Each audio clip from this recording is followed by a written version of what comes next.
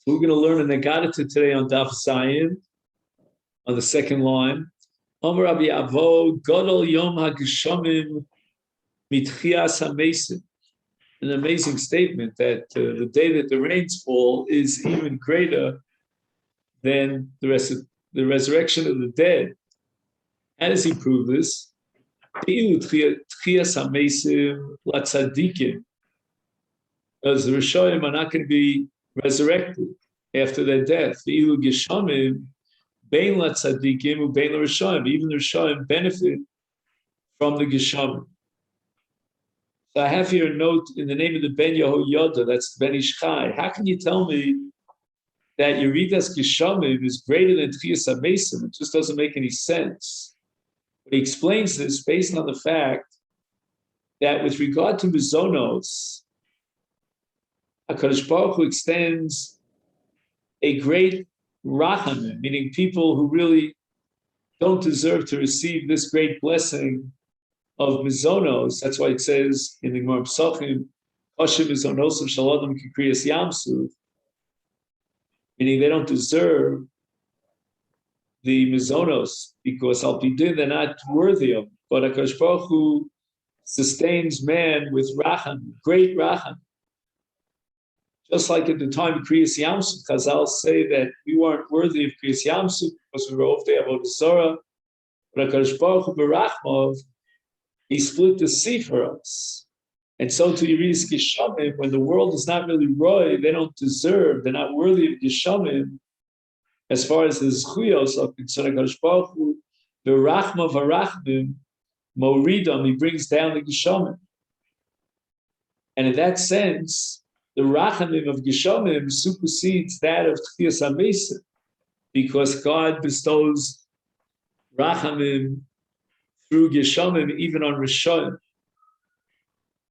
Upliga to Rav Yosef. The Rav Yosef mitoch shehi shkula hitchias HaMesim of ua betchias HaMesim.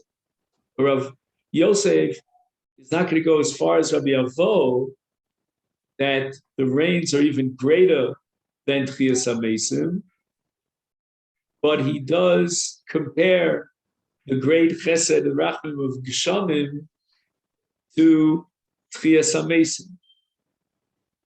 And he adds another point here that the Rabbana made a takana to mention Gvuras Geshamim and integrate that into the bracha of Tchias HaMesim when we add Masha Baruch Morda Goshem, and that's because Yeridas Geshamim Shkula, it's as weighty as Tchias HaMesim. It's not greater than Tchias HaMesim, but it's as great as Tchias HaMesim. Amar Rabbi Yehuda, Gadol Yom HaGeshamim Ki Yom Shenitna Bo Torah. Rabbi Yehuda is going to derive from Psukim that the day in which the Geshamim fall is as great as the day that the Torah was given. Shenemar, at the end of Sefer Dvarim, describing the lekach. Lekach means the Torah. It says, Yarov kamator likchi. God says, he declares that my Torah will come down like the mota.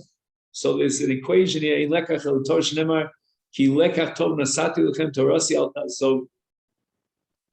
the Psukim are comparing Yeridas Geshamim to Nesinas HaTorah. And Rashi amplifies this. He says, Omer HaKadosh Baruch Hu Nasati Torah Lam Yisrael Shehi Chayim Li'olam. So the spiritual life force for Bnei Yisrael is the Torah. And it's like the matar, the rains that give physical sustenance to the world, so that there could be grains and fruits that grow from the ground. We could say that just like the Torah is great for the nefesh, so too the matar is great for the guf. And that's the equation. Can you hear me? Yeah. Oh, okay. I wasn't sure. The screen went blank here. It did? Oh. Okay. No. Yeah. Usually I see a name or so. All right. He says the following: Rava Omar, that Yom HaGshamim Yoser is even greater than Yom Shenitna Torah. From the same pasuk that you, Rav Yehuda, derive an equation between Yom HaGshamim and Yom Shenitna Torah, I will prove to you, based on a methodology, based on a certain principle, that apparently Geshamim is even greater than Yom Shenitna Torah. Why? Because it says Shenema Yarov Kamator Lekchi. In other words, Lekchi, which is the Torah, is being compared to the Matar. Now, when you compare X to Y, it means that X is not as great as Y. Me nitla b'mi, have yomer katan nitla b'gadol. If you want to compare a katan to something that's gadol, something that's relatively not as great to something that's great, that makes sense. And therefore, if the pasuk is saying that Nesinas HaTorah is like Yeridas Geshamim, Matar, then it means that Yeridas Geshamim is even greater than Torah, than Lik. And I assume what he means is that, you can't talk about spiritual sustenance in Torah unless you have physical sustenance. First, we need the rains. If there are no rains, then we won't be able to sustain us. Rava asked a contradiction. Ksiv, at the end of Sefer Dvarim, it says, Yarov Kama Torah Likchi, that Torah is compared to Matar. Now, Matar, as opposed to do, is Yored B'chozka. Uksiv, Tizal, at the end of this pasuk, Katal Imrasi. My words, meaning the words of my Torah, should flow down like the dew. The dew flows down, Yored B'nachas. So how do we reconcile this contradiction? And now the Gemara is going to introduce a whole new concept here that's going to come up over and over again. Im Talmud Chacham Hagun Hu. If you have someone who, Baruch Hashem, he's very his actions are appropriate. It's a tiferes. People look up to him. They say, "Oh, look, this is what is paradigmic of Torah scholar." Then katal, you can compare the way he studies Torah and the way he transmits Torah to others, like Tal, with a certain softness, the imlav. But if he's not what we call a Baal Midos Torah, then the way he teaches Torah is like breaking it into someone. And what's the punishment for such a person who's a Talmud Sheino Hagun or Feu Kimatar? Now Rashi interprets or Feu means you break his neck like heavy rains that come down the Choska. In other words, he's right to be killed for it. I mean, I see here in the Marsha, quoted Sfasemis and others, that Madua Onsho Chomer Kol Kach, why should he suffer such a terrible punishment? Even if he's Eino Hagu. He says that it doesn't mean that necessarily he deserves to die. HaKadosh Baruch Hu says such a person, it'd be better if he hadn't been born to study Torah that way. And it's a harsh situation. And add to that HaKadosh Baruch Hu is always medagde with Talmidei Chacham Kichut HaSayra, because people look up to him. He's supposed to be the living example of Torah, and look the way he lives. He's Eino Hagun. And the Ben Ish Chai has a gematria here, very interesting gematria. He says that the word matar equals 249, tal equals 39. And the difference between them is 210, which equals cherev. So the remez here is to Yaakov and Esav. Hakol kol Yaakov, vayadayim yidei Esav. Bisman shenishma, you can hear the kol shel Yaakov b'batim v'joshos, ein yidei Esav sholtos. Esav cannot persevere over the Jewish people, but in Talmud Chacham sheino hagunu, so then lo nishma kolo shel Yaakov, you don't hear the real kol of Yaakov. And Roy, therefore, Esav, who's always al charbucha, he's got the cherev.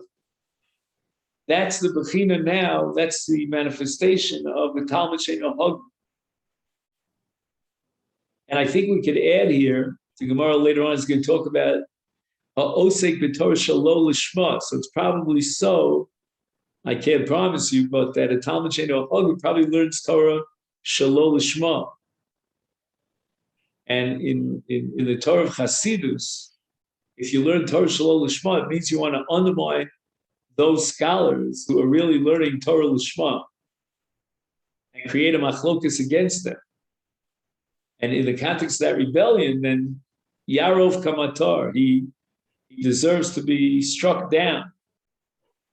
And now the Gemara is going to go into detail using this pasuk Yarov to talk about Torah Lishma and Torah Shelo Lishma. Tanya, we learned in the Brayso Haya Rabbi Bina Omer Kola Osek b'Torah Lishma. He fulfills the mitzvah of Talmud Torah for the purpose of Sivri Hashem. As he's not trying to build himself up in order to get, his diplomas up on the wall. He's got smicha and this, that, and the other thing. It's not liskaved, but rather he does it l'shem shamayim. He's not interested in titles. Call me Rebbe. Sometimes personally, I think, a fellow calls me Rebbe, and I say to myself, do me a favor, buddy, drop the word Rebbe, just talk to me as a person. I don't need you to call me a Rebbe. Anyway, Oraso Nasislo Samachayim. The Torah then becomes a source of sustenance. My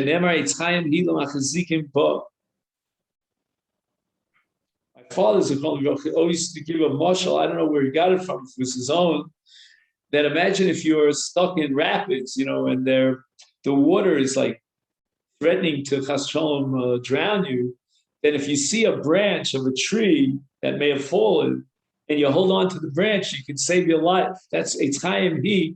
The Torah is like a branch that can save your life. L'machzikim bo. The Omer. And furthermore, in that same chapter, this is the third chapter of Mishlei, earlier in that parak, it says, Refuos tia tehi lisharecha. That the Torah will be a refuah. So we're talking about the Torah is a samachayim. It's like a drug. You could have a drug that if the drug is the right drug, it'll help you. If it's the wrong drug, it could do terrible things, do damage. And Torah is a drug that can bring you refuah as long as you're osek b'Torah lishma. What does the word sharecha mean? In the footnote, he says sharecha hu atapur, the belly button, where the food comes in from the mother into the embryo. This kiro, it's mentioned here in the pasuk, feature yesod hagidim v'darko nithnas adam la'ubar b'beten ha'em u'gidol ha'shivusa l'chei nikra sharecha yiloshen token. In other words, you say, like at the end of a ksuba, you write hakol shar v'kayim. You remember that? So that's token. However, the Omer, another pasuk in that same chapter, describes Torah as ki motzi motzachayim. Those who find me, then will find life. But osik b'Torah shelo lishma nasislo sam hamavis, then the drug becomes a life-threatening drug. And the Gemara Brachos, the way Rashi interprets it, it's someone almanas l'kanter. He uses the Torah to undermine the scholars. Shenemar, and now we go back to our pasuk that we've been dealing with at the end of Sefer Torah. It says, "Yarov kat bator l'kchi, v'ein arifa ela hariga." Shenemar v'orfu shames ha'egla banachal. So, as we said before, the word arov, arifa, means to break the neck. And if someone learns Torah Shelo Lishma, which Rashi in Bracha says identifies as Almanas L'Kanter, then Yarov Kamator L'Kchi, it becomes a Sam Hamovos. Normally, Rabbi Yirmiyah or Rabbi Zera Leise Mar listening. So Rabbi Yirmiyah had an opportunity to hear Torah from Rabbi Zera, and he asked Rabbi Zera if he would perhaps bestow Torah on him. Amalei, Reb Zera says, I'm too weak. Cholash liboy v'lo yachilnu. I can't do it, I'm too weak. So Rabbi Yomi didn't give up. He says, Lema mar milsad agadat. Can you at least share with us some divrei agadat, which means you don't have to work that hard, to answer up all the steers and the kashas. So even though you're weak, you could possibly share with us agadat. Omar later, Reb Zera says, Hachi, Omar Rabbi Yochanan. Here's what I heard from my Rebbe Rabbi Yochanan. My Detziv, what does the Torah mean? When we siege a city during a military campaign, the Torah prohibits destroying a fruit tree. And the Torah justifies this. Ki ha'adam eitz hasada. Man is the tree out in the field. So the Gemara asks, Rabbi Yochanan asks, V'chi adam eitz sadahu, how can you compare man to a tree? Elamishum d'chsiv, earlier in that pasuk it says, Ki mimenu sochel, the oso lo sichra. So you'll eat from that tree, the fruits of the tree, and you won't destroy it. But later on, just one pasuk later, it says, Ksiv oso tashkis ve'karosa. You should destroy it. What does that mean? You just finished telling me that we're not allowed to destroy these trees. Okay, so how do you reconcile these two psukim? But rather, there's a remez here that when the Torah compares man to the eitz hasada, just like the eitz, if it's good and if it produces fruit that's edible, we eat from the tree and its produce, its fruit, but we don't destroy it. But if not, then we're allowed to destroy it. And all this can be used as a mashal, as a simile, for a Talmid Chacham who's teaching Torah. In Talmid Chacham Hagunu, if he's producing good fruit because he's dedicated to Torah in a pure way, without trying to falsify the Torah or use it for his own purposes, is then the menu tochel v'oso sichras. Will be able to enjoy the benefit of the Torah of such Talmid Chacham Hagun. But if he's not Hagun, also sashkis v'karas. Stay away from him. Go learn and study from a different Rebbe, not that one. Amar Rabbi Chama. Now the Gemara goes into the significance of learning the Chavrusa. Rabbi Chanina, my Detziv, what does it mean in Mishlei? Barzel, but Barzel Yachad. That you sort of use one piece of metal to sharpen another piece of metal. You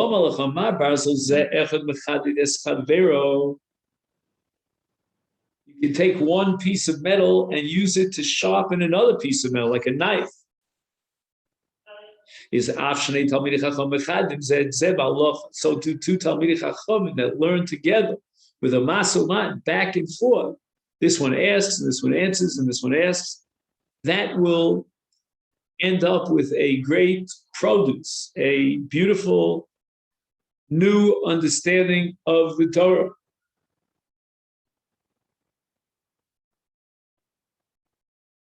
And this is perhaps the opposite of what we spoke about before, of someone who learns Almanas Lekante. Here we're talking about two Talmidei Chacham learning together. Each one is trying to sharpen the other one and perfect his Torah. How great and beautiful is that? Amarav Barachana Laman Imchulu Divrei Torah Ke'esh. Shenemar Yirmiyahu Hanavi says, "Alo Cho Dvorai Ke'esh Num Hashem Kipatish Yifotzeis Solam Lo Malacha Ma Eish Eno Dolek Yechid." If you light a single piece of wood, it won't last for a very long time. But if you gather together two, three more pieces together, then it'll burn. After a Torah, so two Torahs like the Eish, Amos Kai B'Yechidi, if you learn by yourself without a friend that will ask you kashas, then it's not going to be very successful. You're lacking the element of Eish, that equation to Eish, where you have three pieces of wood that each light up each other. And what happens is you have a chavrusa and he asks you a kasha, so it becomes sharper. I believe personally that in our time, like for example, I'm a big fan of Masechet. Masechet is like a chavrusa because almost any question you'll ask, you'll find it here at the bottom. I knew the Omer of Yossi Bar Chanina. Right. I did what? No. I said, yeah, I get I it. did what does it mean in Yirmiyah when he talks about the downfall of Mamleches Bavel after they take Klal Yisrael into Golus? It says Cherev al Abadim v'no Olu.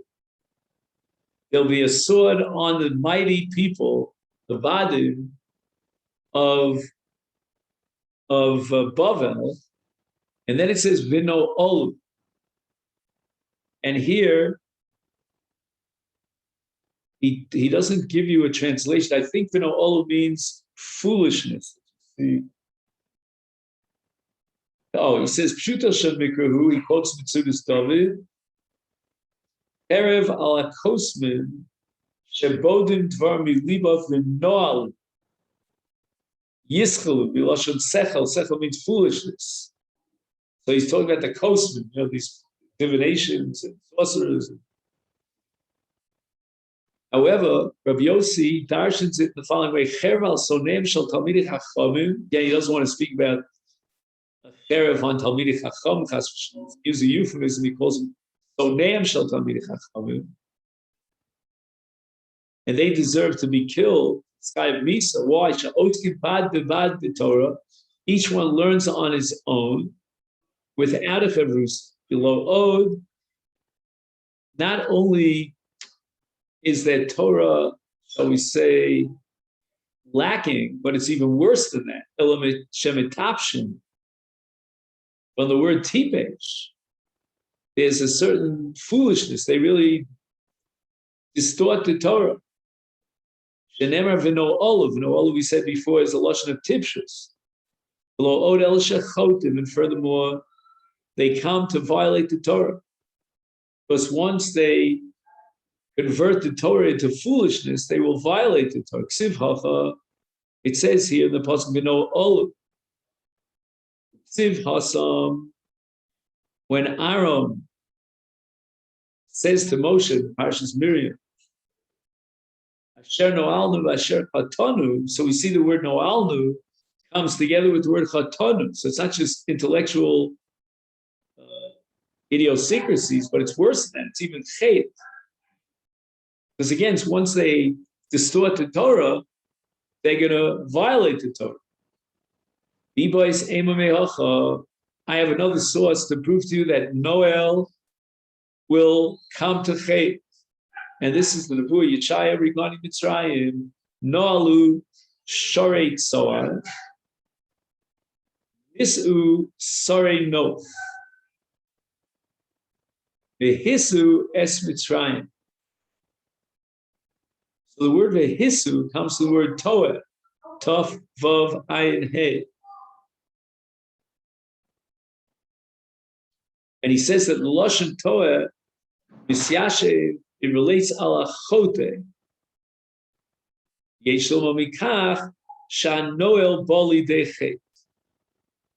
As we start with noalu, and we end with the hisu, and that means that a person not only will be guilty and fall into the pit of foolishness, but it'll come from that to faith. Just see if by chance he adds anything here.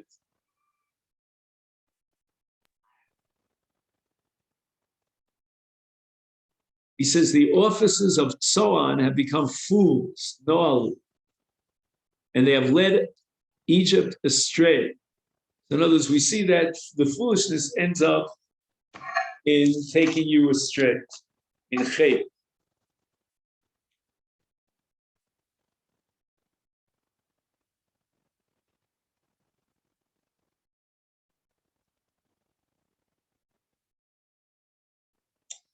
Second. Why the words of Torah compared to a tree? Eitz chayim hila machzikim bo. Lomar lechama eitz katan madlikas hagadol. You can light a big campfire with a small twig that's burning. He writes here, Madlikim tchila es hanofim hadakim. First we use the small branches, the smaller twigs, and then the fire spreads throughout the very thick logs of wood. Is aftal midei chachamim ktanim mechadedim es hagedolim. What happens is the smaller, meaning the younger students that have less experience and knowledge of Torah, they ask questions, they're curious, and that's how they sharpen the Gedolim. Ahainu diyomer Rabbi Chanina, harbe lamadeti mirabosai. I've learned a lot from my teachers, but michaverai, from my associates, my colleagues, we have a masomatin in Torah, lamadeti yosem mirabosai. And mitalmidai yosem mikulam.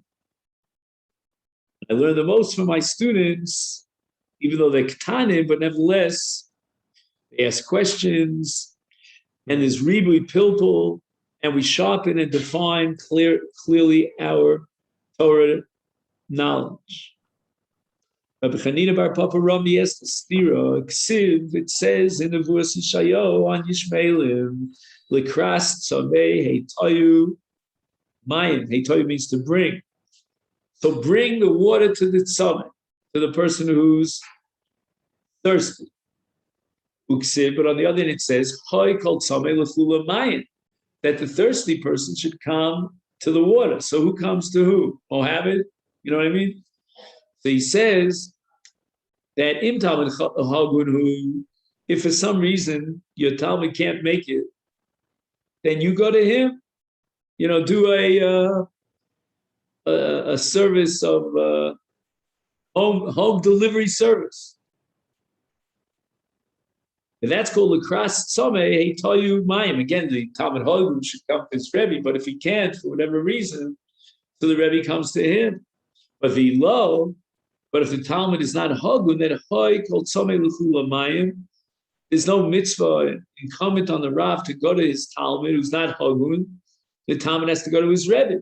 And the Marsha adds of Yoshev the Tshuva, right? He's saying, Hagun, he should do Tshuva, Rav Sheilamda. Because again, until he does Tshuva, the Rebbe is not going to teach him Torah.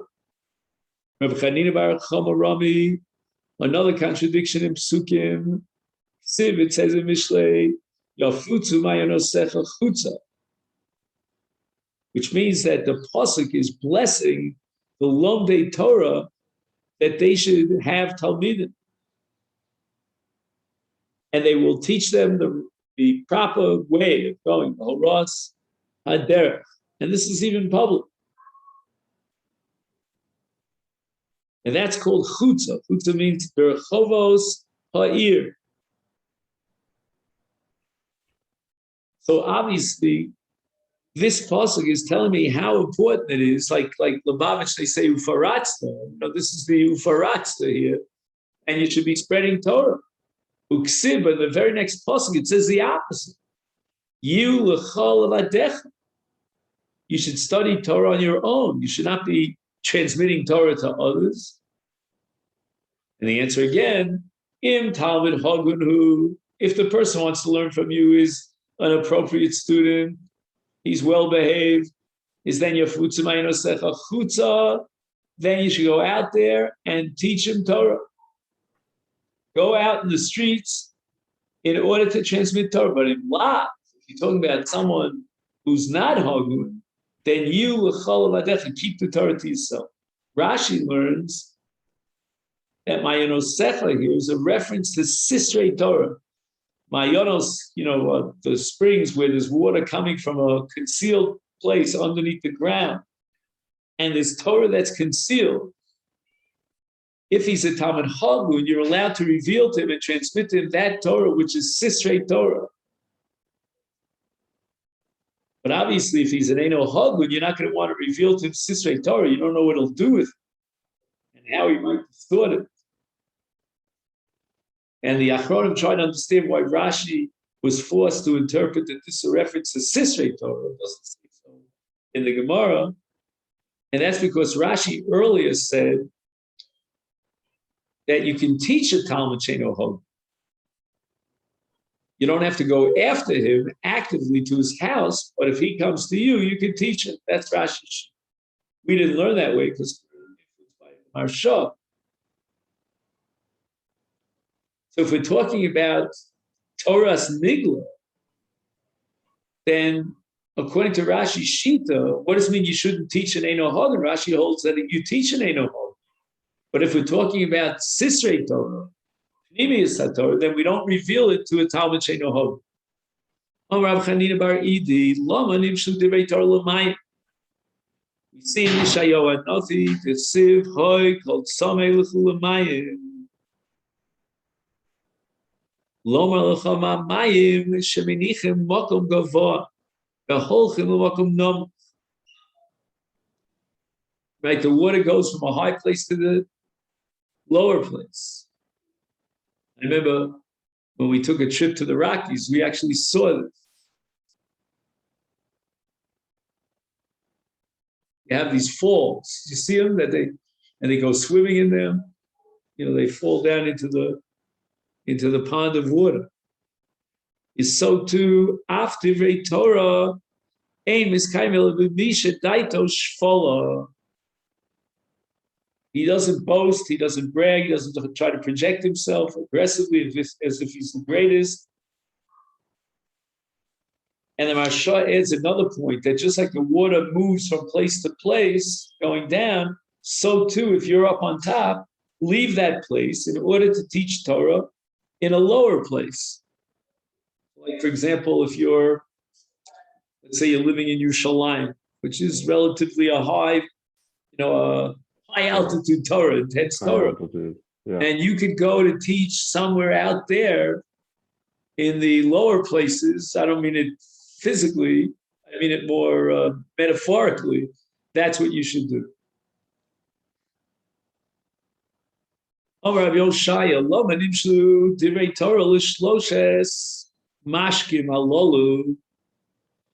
our pasuk that we started with, in Yeshayahu, it compares Torah to water. But Ksiv, in the rest of the pasuk, it says, "Vasher ein lo kesef, lechu shivru v'echolu, ulechu shivru below kesef, ubelow mechir yayin v'chalav." In other words, below kesef means that Torah, you don't have to pay for Torah, right? You can learn Torah and understand Torah without paying for it. It's free, it's gratis, it's a gift from Hashem to Bnei Yisrael. But then the pasuk adds yayin v'chala. Ma shlosha mashkim alolo ein miskaymel v'pochot shebikelim. After Veitorah ein miskaymel v'misha daito shfola.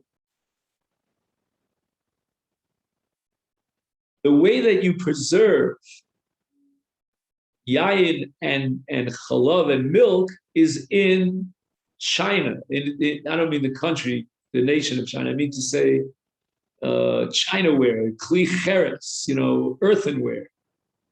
Now, earthenware is always considered the cheapest kind of vessel. And in the metaphor, it's a mashal for daito shfola, for someone who's not boasting. You could put, as we'll soon see, you could put yayin or chalav into the most beautiful, expensive silver or glass, and it's going to get ruined. And so too, Torah will get ruined if it's in a person who's thinking so highly of himself. He thinks he's God's gift to the world. We need someone who's daito shfola.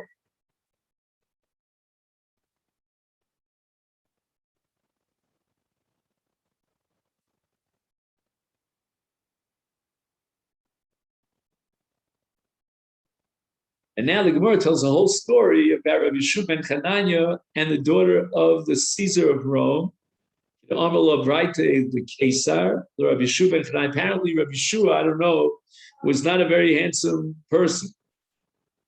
So she turns to him And she says, "I chachma." How could it be that wisdom, mifo'ara, which is so?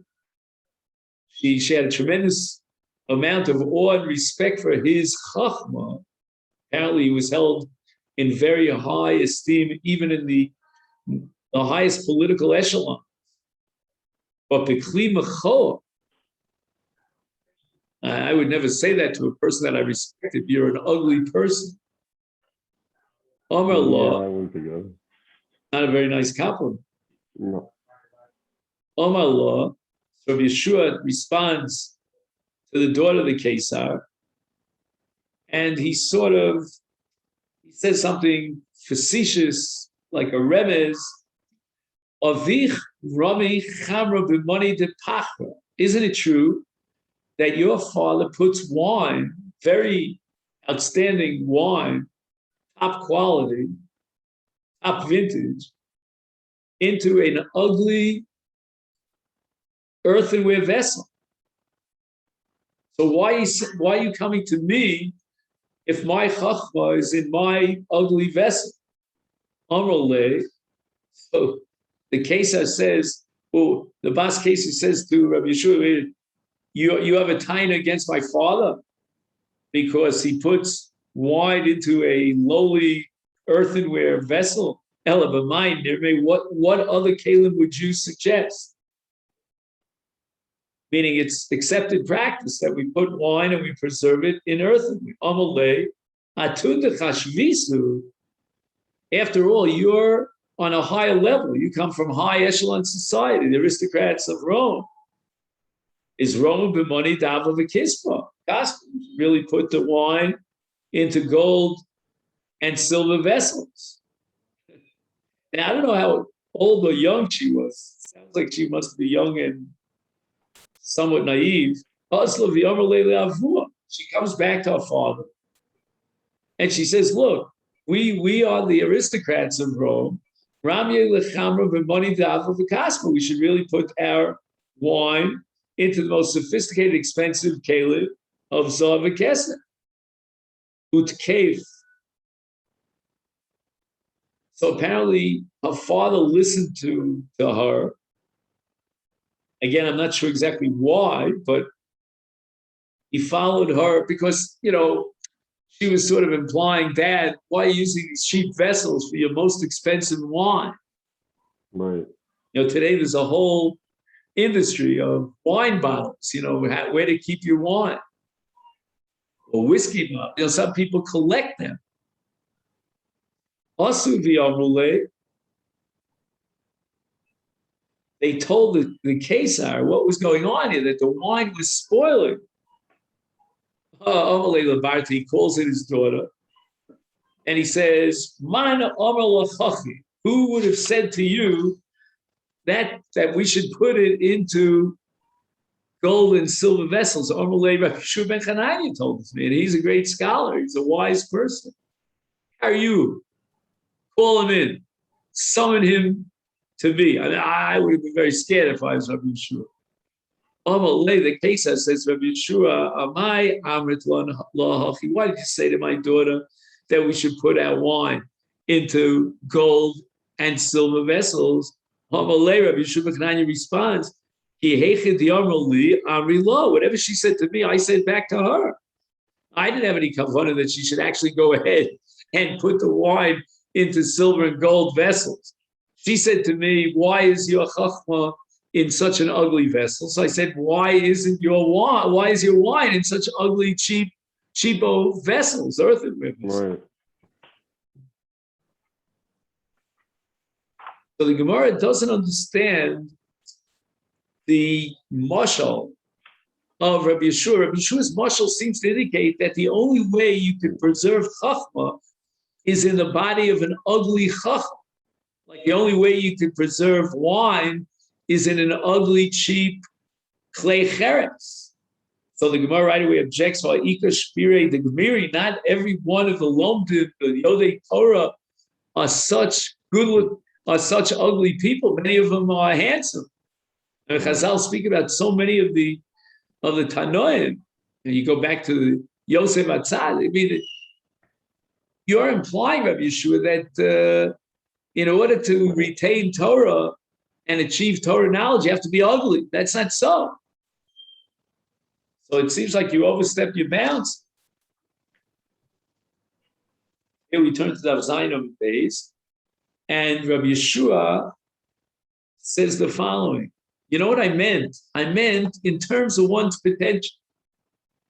Who will reach his full potential?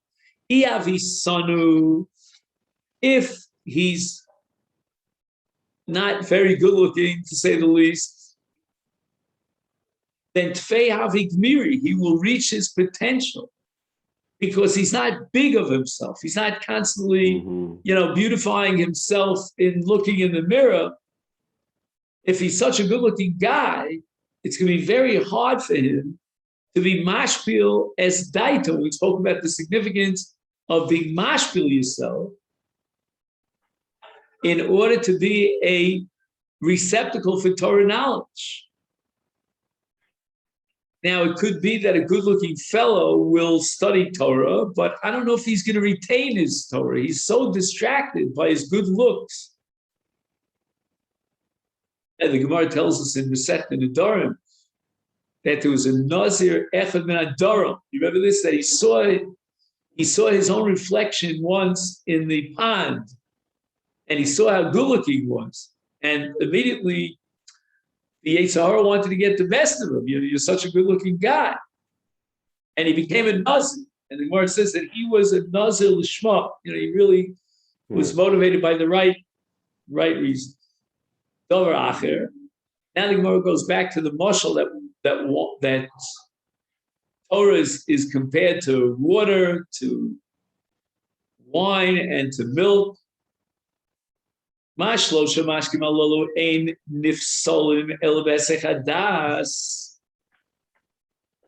Nifsolim means that it's no longer royal shtir, either because the wine spoils, becomes like vinegar after a while, or milk very easily spoils, and water also, you get all sorts of bugs and stuff fall into water. I've seen it here.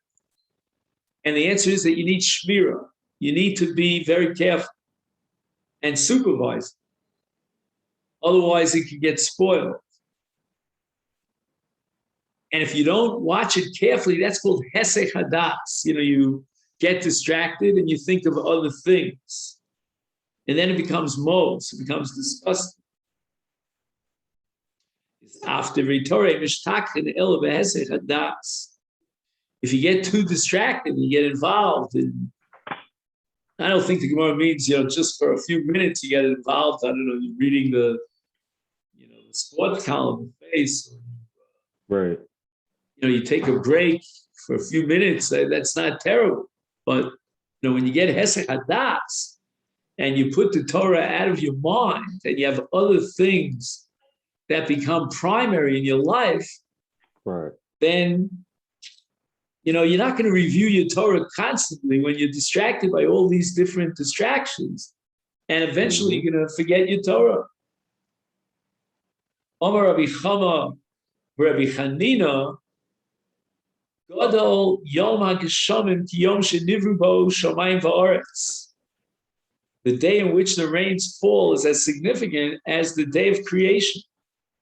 Shenemar Yeshayahu HaNavi, Harifu Shamayim Mimah. Okay, here the English will be helpful.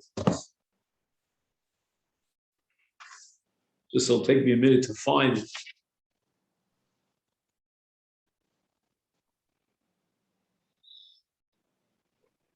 The skies will shower mimal from above. Ushchakim, and the heavenly bodies, Yizlu Tzedek, will reign with righteousness. And the pasuk continues. Tiftach Eretz, the earth will open up. The Yifru Yesha Utzdaka. Yifru is to expand, be an expansion of Yeshuos and Stakos, of salvations and charity. Tatzmiach Yachad. I guess he's saying that both Yesha and Tzedakah will proliferate together. Ani Hashem barasiv, I have created the Oretz, and the Gemara tells on the fact that it says barasiv in the singular, barasim lo nemar. No, it's referring to Shamayim, which is both Shamayim and Shchakim. Nevertheless, he calls it barasiv. I've created it, not plural, barasim, el barasiv.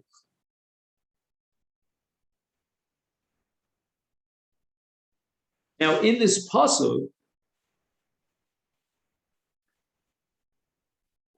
it speaks about Tzviach Yachad, and it starts with Harifu Shamayim Nimal. And the Gemara understood, Rab Chama understood that Harifu Shamayim Nimal is a reference to Geshem.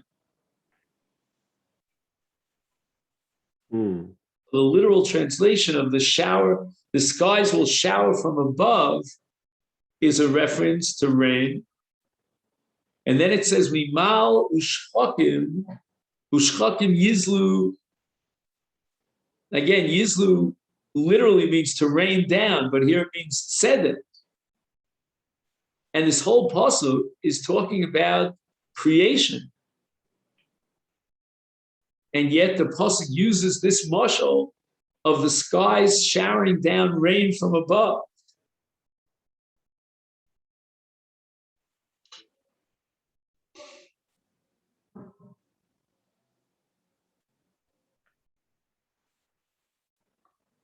Now he adds a very important point here in the name of Rashi, that the Gemara is being medayek that it says barasiv, I created it in the singular. What is that it referring to? Rashi says it goes back to the beginning of the pasuk. V'yom shenivru shamayim va'aretz. Here ifu shamayim mimal. Here ifu is referring to the rain. So when it says barasiv, instead of talking about the creation of the heavens and the earth,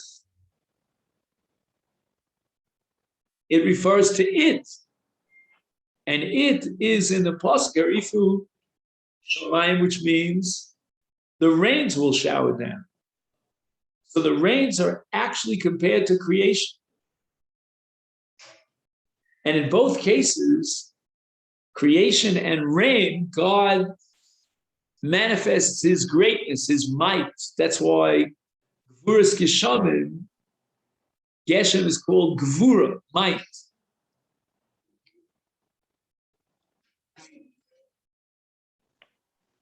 He says here, it's a motor.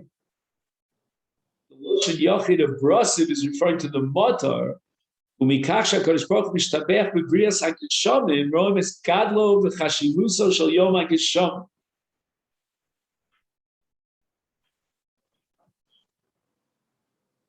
He asks the kasha in the footnote here. He says, all right, I see in this pasuk Kadosh Baruch Hu is being praised with the creation of rains, but it doesn't necessarily indicate that the Yom, the day of rains, is equal in its milah, in its significance to the Yom of the creation. There's a long discussion here in the name of the Maharsha that the great chashivus of the day in which the Shamayim V'Aretz was created is because of Yesh Me'ayin. That's called Bria, gracious Bara. The word Bria means Yesh Me'ayin. If HaKadosh Baruch Hu is mishtabech b'Bria Samot Lashon Bria or Asiv, then it means that Kfi Sheroim Ani Hashem B'Asiv Yechlu Moikach Sheyom Hagsham Shom Malosel Yom Sheniv Bo Shamayim V'Aretz Shekamur Af Bohem Nemar Lashon Bria. Which again, I don't understand in the biology, but I don't think that, the Geshem was created Yesh Me'ayin. But maybe in the process of creation, God created rains Yesh Me'ayin. Right. Or Rav Hoshia, Gadol Yom HaGeshamim Shafil Yeshua Parav Ravabo. There'll be such great Yeshua on the day of Geshamim, Shenemar, at the end of the pasuk that we quoted earlier. After it describes the Geshamim, it says, Tiftach Eretz V'Yifru Yesha. When the Geshamim come down, there'll be a ribui of Yeshuas of salvations. V'zos, Mishum Sheksheyordem HaGeshamim Eisratzon Hilufnei HaKadosh Baruch Hu. When we talk Kach, Nichnasim Lefanav Malitzei Schus Lahazkir Es Habrios Liyeshua. I guess the good defense attorneys amongst the Malachim come in and they put forth defense arguments in favor of the Brios. Right. Let's see if we have, well, we can go another few minutes. Let's make it quick. When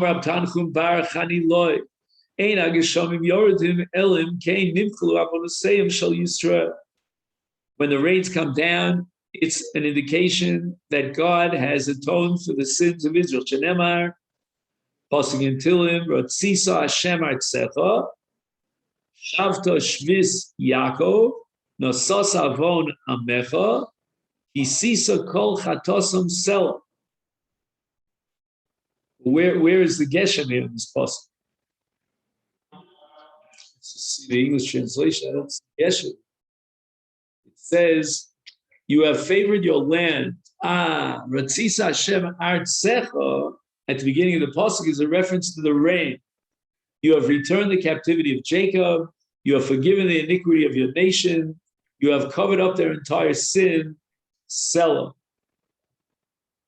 And in the Hebrew, he says, Klomar atah Hashem misratzel malos es ritzonam shel eretz v'yiridas yeshamim. Zman shatanosei v'sovel es avanoseim shel Yisrael u'mochel u'mechase al kol chatoseichem. Amalei iri midiyavis. He comes from a place called Diavis. The Ravini says to Ravina, Atun mehocha mas nisulo. You derive this conclusion from here, that the Geshamim are an indication that HaKadosh Baruch Hu is mochel avonos Yisrael. Vilu anan, but we literally mehocha mas nisulo. We derive from a different pasuk.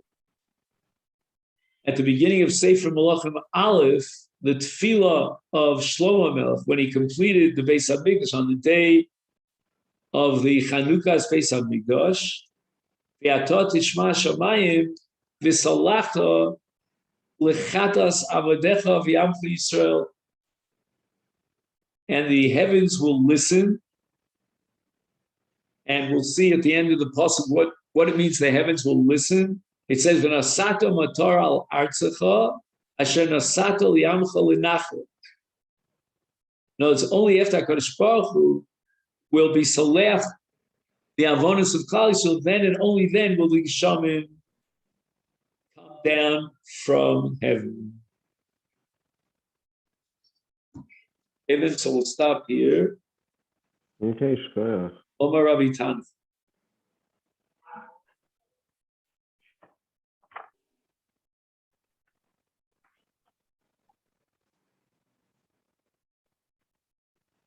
Mazel Tov again. Oh, thank you. And we should only hear good news. I'll send you some pictures. Okay, yeah. Okay, great. Okay, all the best. Take care.